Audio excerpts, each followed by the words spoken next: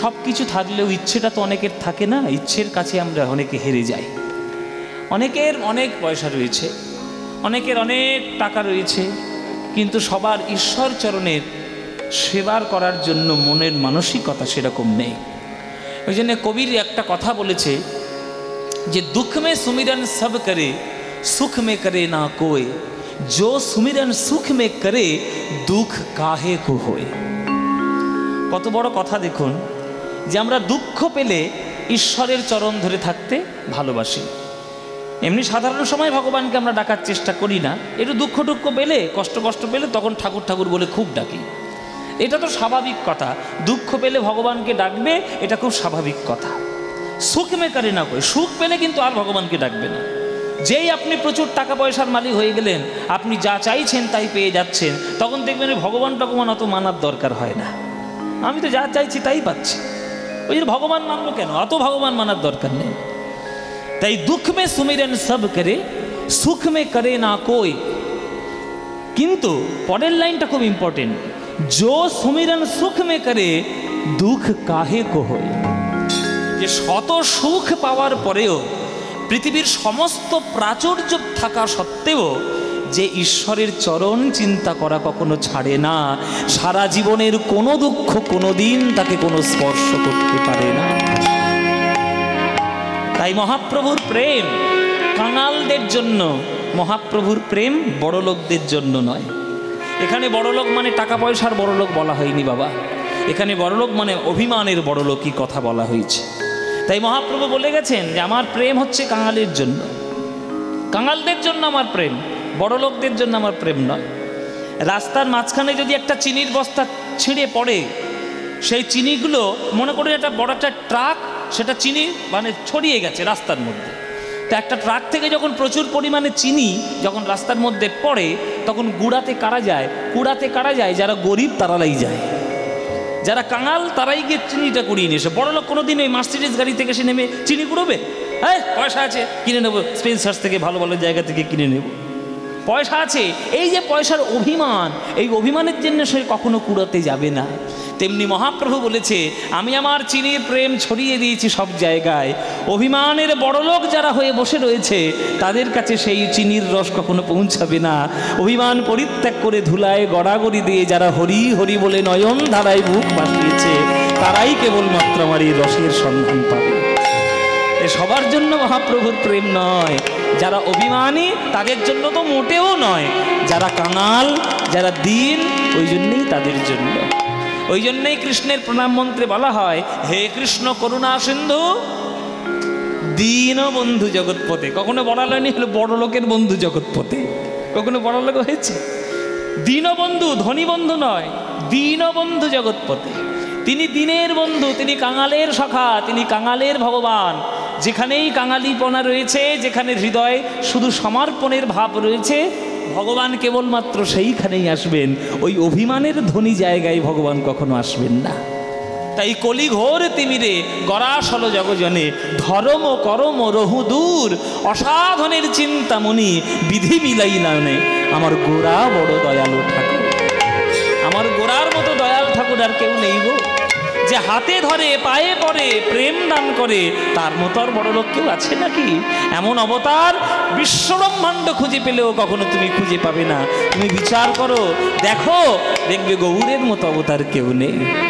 নিত্যানন্দের কপাল ফেটেছে, হরিদাসের চাবুক মারা হয়েছে, হ্যাঁ, নিত্যানন্দের কপাল ফেটে গেল, কিন্তু তবুও নিত্যানন্দ বলেছে মেরেছিস কলসির কানা, তাই বলে কি প্রেম দেব না?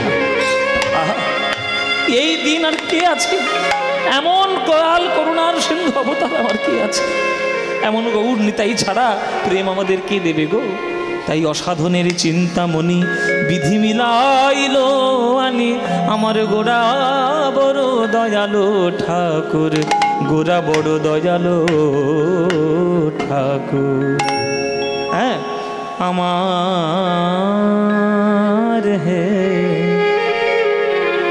আমার গৌরাঙ্গ মহাপ্রভু আজকের এই অলোকের বাড়িতে কীর্তন হচ্ছে, এখানেও যেমন আছে, আপনারা বাড়িতে যখন ডাকবেন তখনও আছে, আপনি বাইরে যেখানে যাবেন সেখানেও আছে, বাঙালিরা যেখানেই থাকবে সেখানেই থাকবে।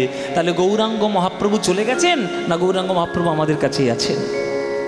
বলো মায়েরা, তিনি চলে গেছেন না আমাদের কাছে আছেন? শুধু শরীর চলে যাওয়াকে চলে যাওয়া বলে না, যদি তার কর্ম কখনো মুছে না যায় সে কখনো চলে যাবে না, সে আমাদের চিরকালের মধ্যেই থাকবে, মনের মধ্যে। হ্যাঁ, ওই জন্যে মহাপ্রভুকে ঘিরে, মহাপ্রভুকে নিয়ে এমন বিরাট বড় প্রেমের সংসার বাংলা, মহাপ্রভু কখনো যাওয়ার নয়। তাই মহাপ্রভুকে নিয়ে, গৌরাঙ্গকে নিয়ে মহাপ্রভুর একটা গান লিখেছে কাজী নজরুল ইসলাম, মোরা কাঁদব না। নজরুল ইসলামের গৌরের গান, গাইবো না শুনবেন? যদি বলেন তাহলে 2 লাইন শোনাবো। এটা আমার খুব প্রিয় গান, কাজী নজরুল ইসলামের খুব প্রিয় একটি গান আমার। মোরা কাঁদবো না। কাঁদবেন কেন? যে চলে গেছে তার জন্য কাঁদুন, যে যাওয়ার নয়, যে চিরকাল আমাদের মধ্যে বর্তমান রয়েছে তার জন্য আবার কাঁদবেন কেন? গৌরাঙ্গ মহাপ্রভু কখনো যেতে পারে? যেখানে বাঙালি রয়েছে সেইখানে গৌরাঙ্গ মহাপ্রভুর প্রেম লুকিয়ে রয়েছে, কেন কাঁদবে? কাজী নজরুল ইসলাম বলছে তোমরা কাঁদোগে যাও, আমি জীবনে কাঁদবো না। কি রচনা, কি গান! মোরা কাঁদব না ও গো সচি দুলাল,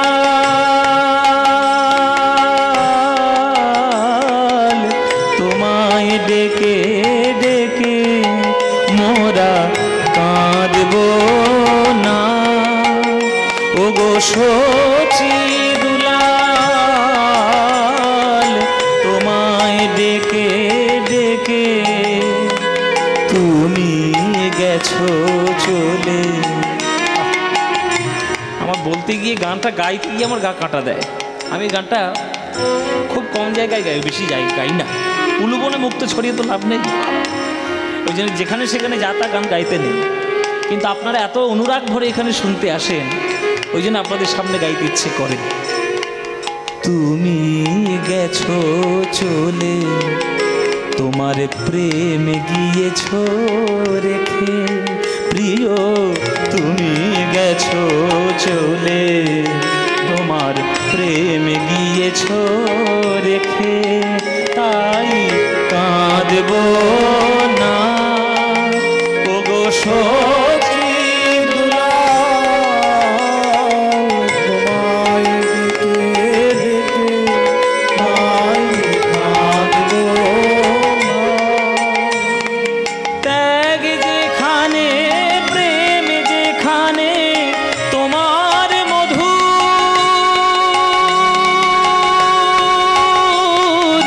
রূপ সেখানে,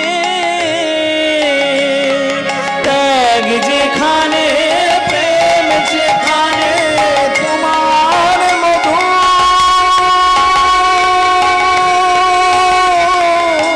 রূপ সেখানে, ও গো ত্যাগ যেখানে, প্রেম যেখানে, তোমার মধুর রূপ সেখানে, ও গো জগন্নাথের দেউল, তোমায় রাখবে কোথায় ঢেকে?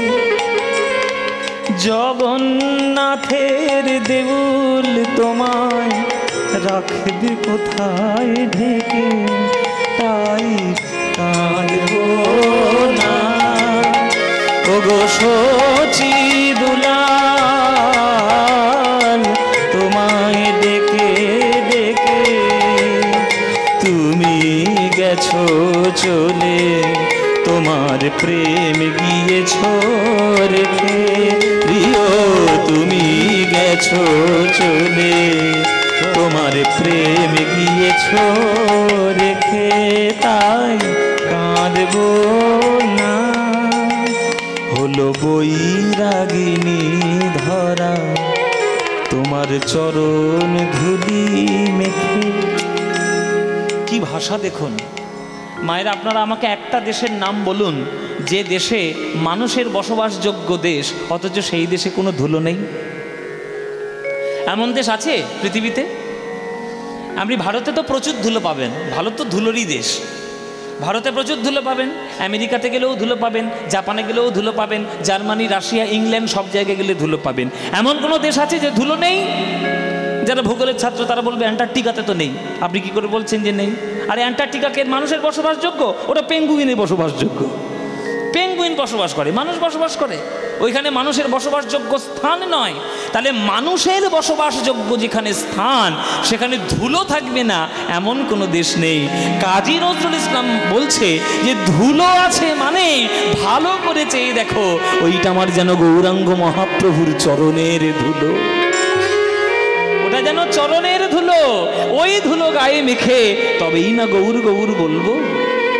হলো বৈরাগিনী ধরা তোমার চরণ ধুলি মেখে, হলো বৈরাগিনী ধরা তোমার চরণ ধুলি মেখে, তোমার মন্ত্র নীল অসীম আকাশ চাঁদের তিলকে কে, তোমার মন্ত্র নীল অসীম আকাশ চাঁদের তিলকে কে, সুন্দর যা কিছু হেরি ওগো রূপ সে সচি,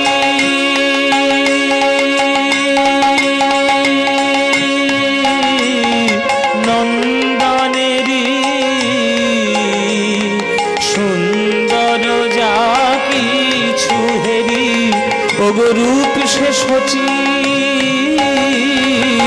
নন্দনেরি তোমার ডাক শুনি যে আজও হৃদয় পুরীর সাগর থেকে, তাই কাঁদব না ওগো সচি দুলাল, তোমায় ডেকে ডেকে তুমি গেছো চলে, তোমার প্রেম গিয়েছো রেখে প্রিয়, তুমি গেছো চলে, তোমার প্রেম গিয়েছো রেখে, তাই কাঁদব না, তাই কাঁদব না, তাই কাঁদব না। নজরুল ইসলামের গান, এমন সুন্দর গান লিখেছে কাজী নজরুল ইসলাম। ভাবতে পারেন বাংলা কোথায় ছিল? এখন যা বাঙালিদের অবস্থা বাদ দিন, এখন তো বাঙালিদের যে অবস্থা চারিদিকেই বুঝতে পাচ্ছেন, আপনারা নিজেরাই বুঝতে পাচ্ছেন, নতুন করে বলার কিছু নেই। নিজেদেরকে বিরাট বড় বলে মনে করে নিয়ে এই অহংকারের জন্য আজকে বাঙালিদের পতন হচ্ছে। একসময় নজরুল ইসলাম, তাদের আমাদের রবীন্দ্রনাথ ঠাকুর, এদের রচনার জন্য একসময় বাংলা গর্ব করত। সেই নজরুল ইসলামকেই লোকে ভুলে যাচ্ছে, তার কি রচনা সেই ভুলে যাচ্ছে, তো আর বাঙালিদের জাতি আর কি উন্নতি হবে? ওই জন্যই বাংলার এই অবস্থা। এই হচ্ছে কাজী নজরুল ইসলাম, যে গৌরাঙ্গ মহাপ্রভু হাতে ধরে পায়ে পড়ে প্রেম দিল, তার মহিমাই আমরা বুঝতে পারলাম না, আমরা অভাগা জাতি। তাই মহাপ্রভুর চরণকে জানতে হবে, চিনতে হবে, তবেই আমাদের বাঙালি জাতির উদ্ধার হবে। আর বাঙালি জাতি যদি গোটা উদ্ধার হতে পারে, সারা পৃথিবী উদ্ধার হয়ে যেতে পারে, জেনে রাখবেন। কেননা আজ হরে কৃষ্ণ নাম আপনারা হারালেও বসে যেমন শুনছেন, তেমন আমেরিকাতেও শোনা যায়, জাপানেও শোনা যায়, ইংল্যান্ডেও শোনা যায়, এমন কোনো দেশ নেই যে শোনা যায় না। তাই মহাপ্রভুর, মহাপ্রভুর এই রূপ, মহাপ্রভুর এই গুণ পৃথিবী নিমজ্জিত করে দিতে পারে। গোরা গুণ কহনে নাই আমার গোরা, গোরা রে আমার গোরা রে, গোরা গুণ কহনে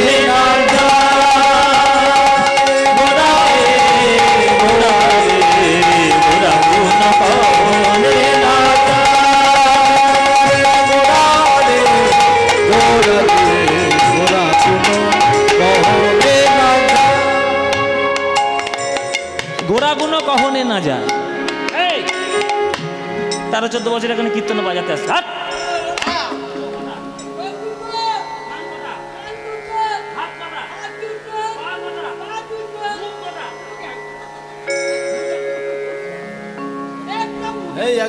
এক মুখে গৌরের নাম করতে এসছি, সাহস দেখেছো? সাহসটা খালি দেখো। দুটো হাত রেখেছে, দুটো পা রেখেছে, দুটো চোখ রেখেছে, দুটো কান রেখেছে, আর মুখের বেলায় একটাই মুখ। আর ওর এত বড় সাহস, ওই একটা মুখ দিয়ে নাকি গৌরাঙ্গের নাম গুণগান গাইবে। জানিস তোর এই একটা মুখে তুই নাম করতে এসছিস, এই গৌরাঙ্গের নাম গাইতে গাইতে কত মুখ বাতিল হয়ে গেল জানিস? চেষ্টা করেছিস কখনো? জানবি কি করে? সারাদিন তো সারাদিন ফেসবুক করছে। হ্যাঁ, তা কি করে জানবে যে গৌরাঙ্গ মহাপ্রভুর গুণের কথা বলে কত মুখ চলে গেল? শুনে নাও, নয়নানন্দ ঠাকুর বলছে, শোনো, গোরা গুণ কহনে না যায়, কত শত আনন, শোনো, কত শত আনন, কত চতুরানন,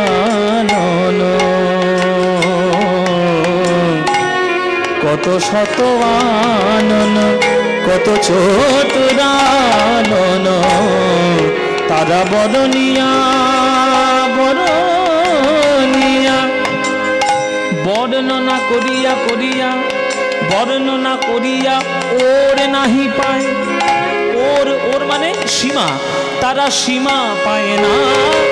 গৌরাঙ্গ গুণের কথা বলে তারা সীমা পায় না। গৌর গৌর গুণের কথা বলে তারা সীমা পায় না, সীমা পায় না, পায় না। গোরা গুণ কহনে না যায়, গোরা রে গোরা গুণ কহনে না,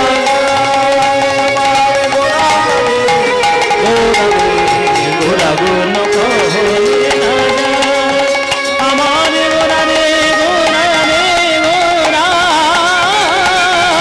রে, গোরা গুণ কহনে না যায়, গোরা রে গোরা গুণ কহনে না, আমার গোরা গোরা গোরা গোরা, গোরা গুণ কহনে না যায়, গোরা রে গোরা গুণ কহনে না, আমার গোরা রায়, আমার গোরা রায়, আমার গোরা রায়, গোরা গুণ কহনে না যায়, গৌর হরি রায়, গোরা রে গোরা গুণ কহনে না যায়, গোরা রে গোরা রে গোরা গুণ কহনে না যায়, গোরা গুণ কহনে না যায়, গোরা গুণ কহনে না যায়। আপনি আচরি ধর্ম আপরে শিখায়, নিজে না কইলে অন্য শেখানো না যায়। আগে নিজে করো, তারপর লোককে বলো। স্কুলের গায়ে দেখবেন নানান ধরনের কথা লেখা থাকে, সদা সত্য কথা বলিবে লেখা থাকে। আমরা একই কি মোরা একই বৃন্তে দুটি কুসুম, হিন্দু মুসলমান লেখা থাকে। হ্যাঁ, সত্যের জন্য সাপ ত্যাগ করবে, কোনো কিছুর জন্য সত্য ত্যাগ করবে না লেখা থাকে। কটা ছাত্র পালন করে চলতে পারে? ছাত্রদের কথা বাদ দিন, কটা মাস্টার মশাই চলতে পারে মেনে সেই কথাগুলো? মাস্টার মশাই তো খুব শাসন করছে ছাত্রদেরকে, একটাও কথা জীবনে মানে। মাস্টার মশাই শেখাচ্ছে, এই সদা সত্য কথা বলবে, মিথ্যা কথা একটাও বলবে না। মিথ্যা কথা যদি বলেছ বলবি না তো, বলবি না। সেই মাস্টার মশাই স্কুলের বাইরে গিয়ে বলছে, মোবাইলে মিথ্যা কথা বলছে। স্কুলে আছে, বলছে আমি এখন স্কুলে নেই, মামার বাড়ি এসেছি। তাহলে যে মাস্টারমশাই এটা চোখের সামনে মিথ্যা কথা বললো, তার ছাত্ররা জীবনে মানুষ হবে? জীবনে মানুষ হবে? আগে নিজে করো, তারপর লোককে গিয়ে খুব জ্ঞান দাও। আমরা করি কম, বলি অনেক বেশি। আর বৈষ্ণব জগতে অনেক করেছে, বলেছে বড় কম, নিজের ঢাক পেনাটোর জায়গাটার অনেক কম। এই রকম না হলে তুমি যদি ওই আত্মসমালোচনা না করে যদি পরের সমালোচনা বেশি করতে যাও, তাহলে তোমার কিন্তু পাগের মধ্যে পড়তেই হবে। আপনি আচরি ধর্ম আপরে শিখা। ও মায়েরা, একটা শিষ্য গুরুর কাছে রোজ যায়, গুরুদেব দীক্ষা দিন না, দীক্ষা দিন না, দীক্ষা দিন না, প্রত্যেক দিন ঝামেলা করে, দীক্ষা দিন না, দীক্ষা দিন না, আমাকে দীক্ষা দিন না। আর রোজ গুরুদেব তাড়িয়ে দেয়, বেরো এখান থেকে, তোর এক্ষুনি দীক্ষা নেওয়ার সময় হয়েছে, সময় হলে দীক্ষা নিতে আসবে বলে তাড়িয়ে দেয়। আবার পরের দিন আসে, দীক্ষা দিন না, দীক্ষা দিন না। তো একদিন গুরুদেব রেগে টেগে গিয়ে খুব বিরক্তির ছলে একটা মন্ত্র দিয়ে দিচ্ছে।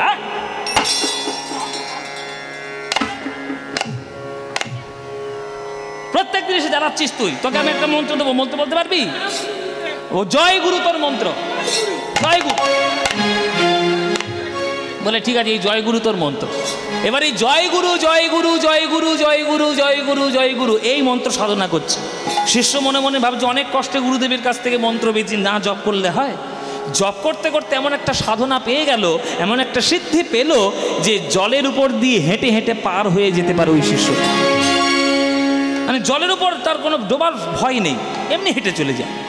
এবার গুরুদেব একদিন নদীর পাড়ে এসে দাঁড়িয়ে রয়েছে, আর শিষ্য ঠিক তখনই এসছে। গুরুদেব আপনি দাঁড়িয়ে আছেন কেন, এখানে বসে আছেন কেন? গুরুদেব বলছে বাবা ওই পারে শিষ্য বাড়ি যাবো, তো এই নৌকার জন্য অপেক্ষা করছি, মাঝিটা নৌকা নিয়ে আসছে। সে কি কথা, আমি আপনার শিষ্য, আমি জীবনে নদীতে নৌকার জন্য দাঁড়াই না, আর আপনি আমার গুরুদেব হয়ে নৌকার জন্য বসে আছেন, এটা আপনার ঠিক নয়।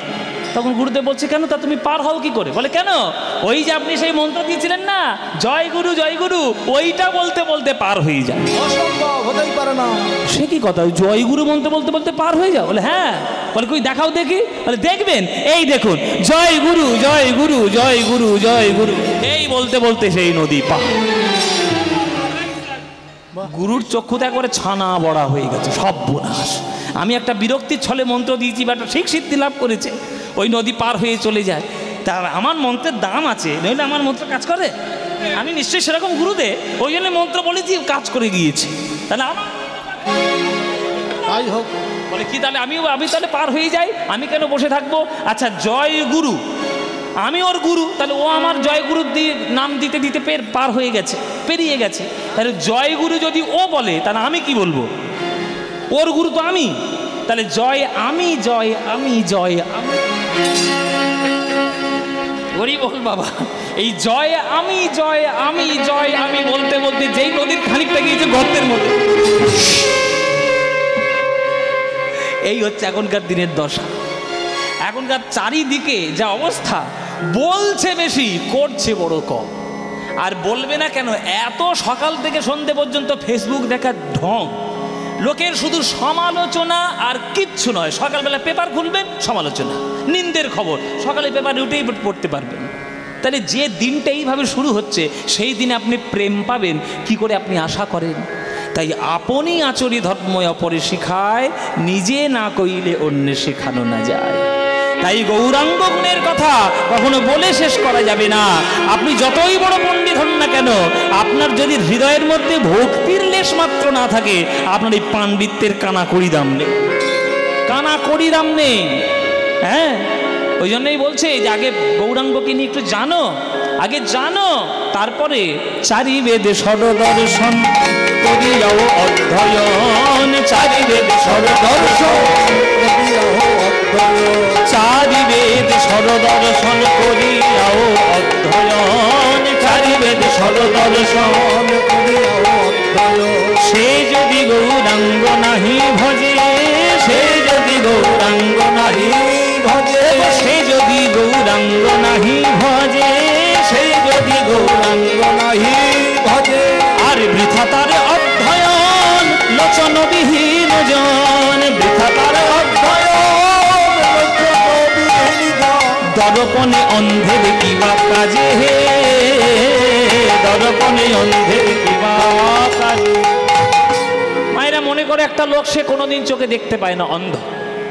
তার সামনে আপনি একটা আয়না দিয়েছেন, যে আয়নাটা হিরে মণি মুক্ত জহরত দিয়ে সোনার ফ্রেমে বাঁধানো, তাতে অন্ধের কোনো কাজ আছে? অন্ধের কোনো লাভ হবে? সে সোনা দেখবে না, মুক্ত দেখবে না, আয়না দেখবে, সে তো দেখতেই পায় না রে বাবা, দেখবেটা আবার কি? তেমনি হৃদয়ের মধ্যে ভক্তি প্রেম সঞ্চয় না করে যারা বাইরের আড়ম্বর দিয়ে ভগবানকে পেতে চায়, ভগবান তাদের কাছেই অন্ধের কাছে আয়না দেখানোর মতোই হবে, অন্ধের কাছে আয়না দেখানোর মতো হবে। আগে চার বেদ পড়ছো, পড়াশোনা করছো, আর হৃদয়ের মধ্যে তোমার ভক্তি নাই, ও পড়াশোনার কোনো দাম নাই। বলো তো বাবা, রামকৃষ্ণ ঠাকুরের কটা এমএ পাশের ডিগ্রি ছিল? কটা এমএ পাশের ডিগ্রি ছিল? সে তো স্কুলের ধারে বারে যায়নি কোনোদিন, স্কুলের গন্ডি মারায়নি কখনো। প্রথম দিন স্কুলে গেছে পড়াশোনা করতে, মাস্টারমশাই অঙ্ক শেখাচ্ছে, বিয়োগের অঙ্ক, ও দেখেই পালিয়ে এসছে কথা। ওরে বাবা, জগতে মার সঙ্গে যোগাযোগ করবো বলে এসছি, আর মাস্টারমশাই শেখাচ্ছে বিয়োগের অঙ্ক। ওই স্কুলে আমি জীবনে আমি যাবো না, ওই স্কুলে। ওই যে পালিয়ে এলো আর জীবন স্কুলের ধারে বারে যায়নি। কিন্তু বলুন তো, রামকৃষ্ণ ঠাকুরের মতো ব্রহ্মজ্ঞানী আর কেউ আছে? আর কেউ আছে? মনসারও যেমন পুজো করে, শীতলারও যেমন পুজো করে, কার্তিক আর গণেশেরও যেমন পুজো করে, তেমনি রামকৃষ্ণ ঠাকুরকে একইভাবে পুজো করে, সমানভাবে পুজো করে। তাহলে মানব হয়ে, মানুষ হয়ে কোন স্তরে তিনি উন্নত হয়েছেন, যার জন্য আমরা তাকে সম্মান করতে, পুজো করতে বাধ্য হচ্ছি। তাই ভক্তির জ্ঞান না থাকলে কোনো কিছুতেই হবে না। আগে ভক্তি লাভ করুন, ভগবানের নাম নিয়ে দুফোঁটা চোখের জল আসুক, মানবতার কথা বলে দুফোঁটা চোখের জল আসুক, তবেই তো আপনি প্রেম পাওয়ার যোগ্য হবেন। কাঁচা মাটির কলসিতে কি আর জল রাখা যায় গো? কাঁচা মাটির কলসিটা প্রথমে সূর্যের তাপে শুকাতে হয়, তারপরে আগুনে পোড়াতে হয়, তবেই তার মধ্যে জল রাখা সম্ভব হয়। তেমনি আমাদের হৃদয়টা হচ্ছে কাঁচা মাটির কলসি বাবা। আগে জ্ঞানের আলোতে শুকান, ভক্তির প্রেমের আগুনে পোড়ান, তবেই তো হৃদয়ের মধ্যে প্রেম জল রক্ষা করার সিদ্ধান্ত নেবে, তবেই তো প্রেম জলটা রক্ষা করতে পারবে। বেদ বিদ্যা বহু কিছু নাহি জানত, বেদ বিদ্যা বহু কিছু নাহি জানত, ওগো বেদ বিদ্যা বহু কিছু নাহি জানত, বেদ বিদ্যা বহু কিছু নাহি জানত, ওগো সে যদি গৌরাঙ্গ করে সার, সে যদি গৌরাঙ্গ করে ঠাকুর নয়নানন্দিতে হনে, সেই তো সকলই জানে, নয়নানন্দিতে হনে, সেই তো সকলই জানে, নয়নানন্দিতে হনে, সেই তো সকলই জানে, নয়নানন্দিতে হনে, সেই তো সকলই জানে, সর্বসিদ্ধি করো তলে তার, সর্বসিদ্ধি করো তলে তার। ওগো গৌর জানলে সবে জানা হলো, গৌর জানলে সবে জানা হলো, ওগো গৌর ভোগলে সবে ভজা হলো, গৌর জানলে সবে জানা হলো, গৌর ভোগলে সবে ভজা হলো, গৌর জানলে সবে জানা হলো, ওগো গৌর ভোগলে সবে ভজা হলো, গৌর জানলে সবে জানা হলো, গৌর ভোগলে সবে ভজা হলো, গৌর জানলে সবে জানা হলো, ওগো গৌর ভোগলে সবে ভজা হলো, তাই গৌর বিনা গতি নাই হে, গৌর ভোগলে সবে ভজা হলো,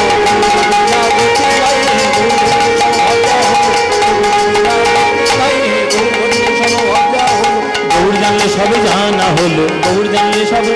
ঠাকুর নয়নানন্দিতে হলে সেই তো সকলই জানে, নয়নানন্দিতে হলে সেই তো সকলই জানে, সর্বসিদ্ধি করো তলে তার, সর্বসিদ্ধি করো তলে তার, সর্বসিদ্ধি করো তলে তার। আগে গৌরকে জানো, তারপরে গৌরাঙ্গের নাম নিয়ে যা কিছু পড়ার পড়বে।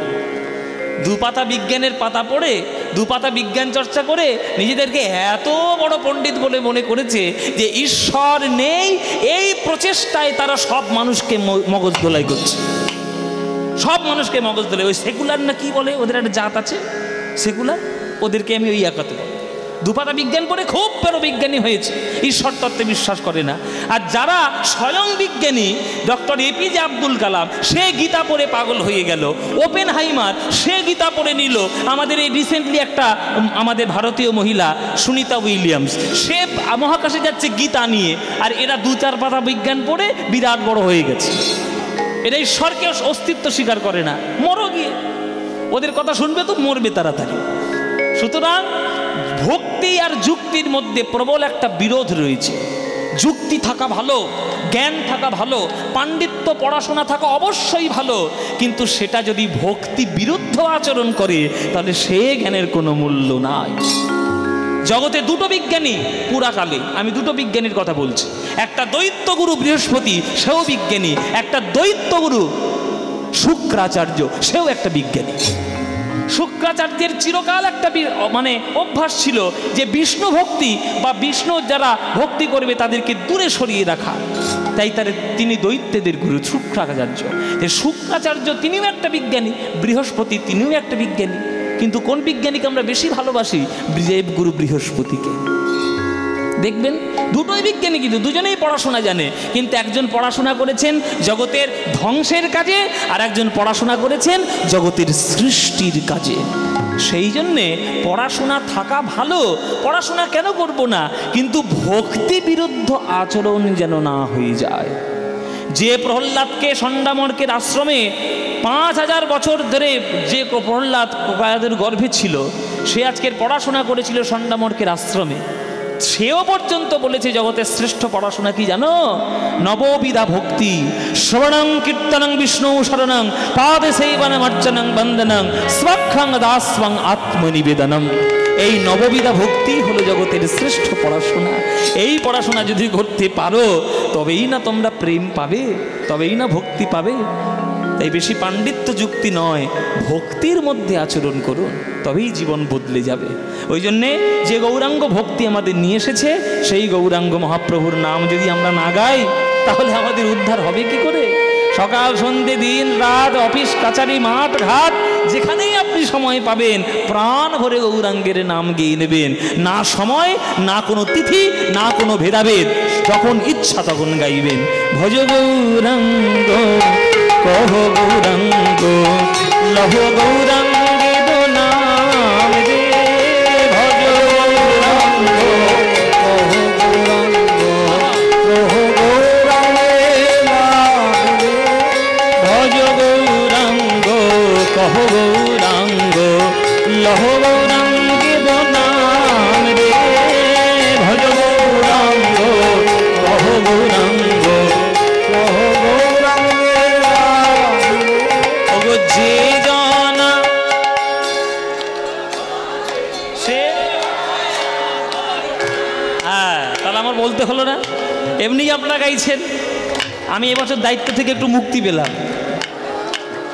আমার সঙ্গে করতালি দিয়ে দিয়ে বলুন মায়েরা, যে জনা গৌরাঙ্গ ভজে সে হয় আমার প্রাণ রে। বলো যে,